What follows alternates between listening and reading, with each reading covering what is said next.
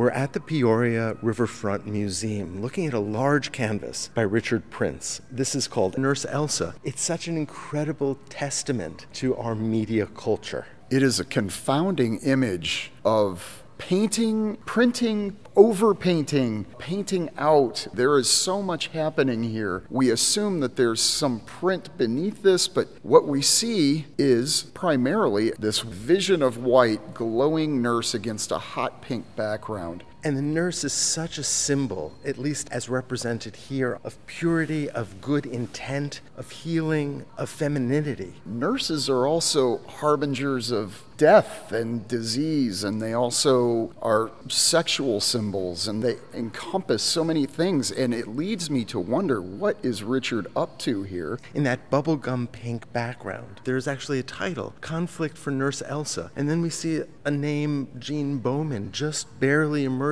It's at this moment that you recognize that this is an over-life-size version of a pulp novel, the kind that you would find on a little rotating rack in a dime store, in a soda fountain, in a drugstore in the 1950s, 1960s, early 1970s. There is such a feeling of history and time here. The artist drew directly from the actual cover art of an actual novel, using an inkjet printer to apply it to a canvas at a much larger scale. And it's at that point that he goes in and begins to paint and transform this image. This is New York school abstract expressionist brushstrokes and drips, and this is a really aggressive gestural painting that is happening around her. It ends up encompassing the background, but also the foreground as well. The stripes on her blouse are muted because of the paint. There are drips down her front, there are drips on her face, there are drips in the background, and I think it's then when we're investigating all this incredible paint that we realize this image that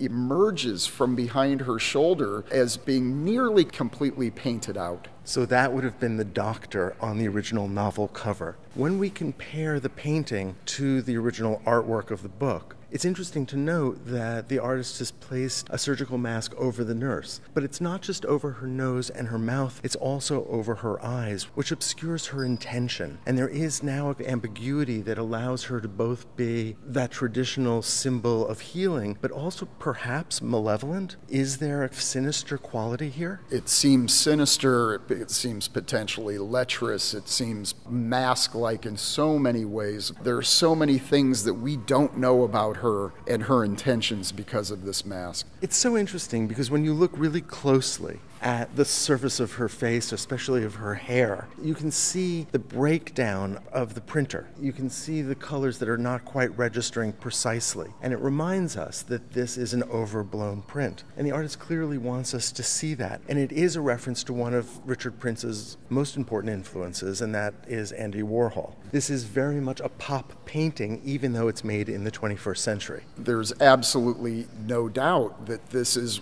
referencing early pop as well as other types of assemblage. Even though this is a single piece, the implication is that there is collage on top of this, that things have been added to change, to absorb the image and reconstitute it. Yet ultimately we have to understand this as a book cover. Even though this is 7 feet tall, this is absurd as a book cover. The uneasy relationship between the human figure and this abstract environment reminds me of one of the other most influential artists on Richard Prince, Willem de Kooning, and his Women's series. De Kooning was almost singular among the abstract expressionists in his interest in the figure, but also the way that the figure was debased and expressed through pop media. De Kooning also accused of misogyny and is interesting because the center of so many of those women paintings was the mouth, the lips, and the lips and mouth have nearly been obscured completely here. That idea that the male artist could be physically attacking in some way this image, and the female persona,